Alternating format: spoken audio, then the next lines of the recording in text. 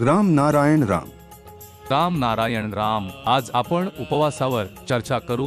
उपवास वैज्ञानिक आहे असे अनेकदा होते। काही चांगले मिळाले, आपण जास्त खातो आणि घरातही ते होते। नंतर जेव्हा आपण दुसऱ्या दिवशी नाश्ता करतो तेव्हा आपल्याला जास्त भूक लागलेली नसते। याचे कारण म्हणजे आपण जे 3 किंवा 4 वेळा खातो ते पचायला हवे तसे न झाल्यास आपण सर्वजण अस्वस्थ होतो। म्हणून यापासून वाचण्यासाठी कधी-कधी आपण खाण्यात ब्रेक घ्यावा लागतो। ब्रेक घेतल्याने शरीरात सर्व काही संतुलित राहते। या संतुलनाला राखण्यासाठी उपवास आवश्यक आहे। यासाठी कुणाचीही गोष्ट ऐकण्याची आवश्यकता नाही। आपल्याला विचार करावा लागेल की मला किती भूक लागली आहे। जितकी भूक अधिक लागेल तितका खाण्याचा मनोदय जास्त होईल आणि भूक कमी असेल तर आपण कमी खाऊ। हे देखील एक उपवास आहे। रोजाना जेवणानंतर लोकांनी विचार करावा लागतो, आपण मागील दिवशी काय खाल्ले, आपण नीट शौचालयात गेलो का। स्वतःला विचारावे लागते। आमचा मन आपल्याला सांगेल, आपल्याला काळजीपूर्वक ऐकावे लागेल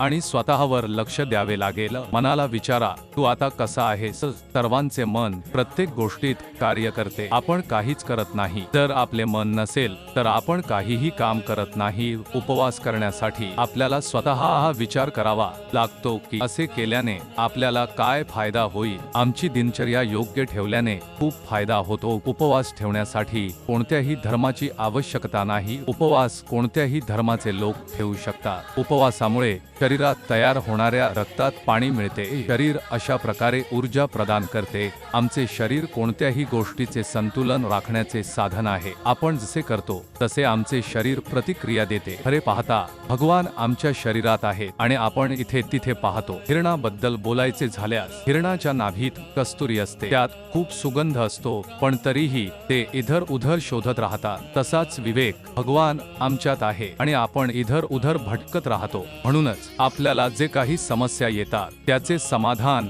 इधर उधर शोधण्यापेक्षा हे समजून घ्या, त्याचे समाधान आपल्या आतच आहे। आपल्याला आपल्या विवेकाद्वारेच त्याचे उत्तर मिळेल। मी नेहमीच हेच सांगतो की भगवान आपल्यातच आहे, ते विवेक बनून बसले आहे आपल्याला ज्ञान देण्यासाठी, आपल्याला जागृत करण्यासाठी, ज्यामुळे आपण चांगले कर्म करू शकतो।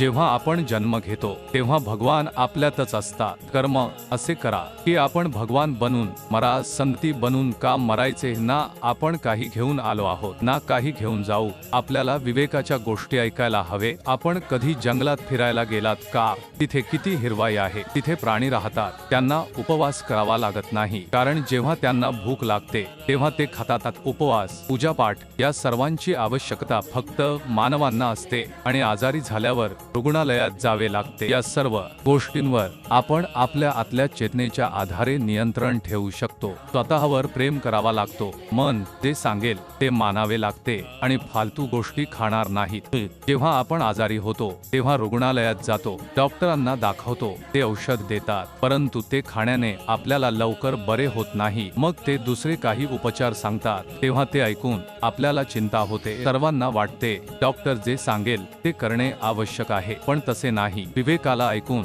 आपण विचार केल्यास सर्व उपाय सापडतील। सर्व धर्मांचे लोक म्हणतात की आकाश निराकार आहे, आकाशातच चंद्र तारे आहेत, हेच सर्व काही आहे, आकाशच आमची आत्मा आहे, हे आपल्याला माहित असले पाहिजे। हेच मी नेहमी सांगतो की आपण आपल्या कर्मांसह आपल्या मृत्यूनंतरच जातो। चांगले कर्म कराल तर मृत्यूनंतर चांगले होईल, तर वाईट असल्यास वाईट मिळेल। नेहमीच चांगल्या प्रेमाने वागा आणि सर्वांना आनंदाने जगू द्या।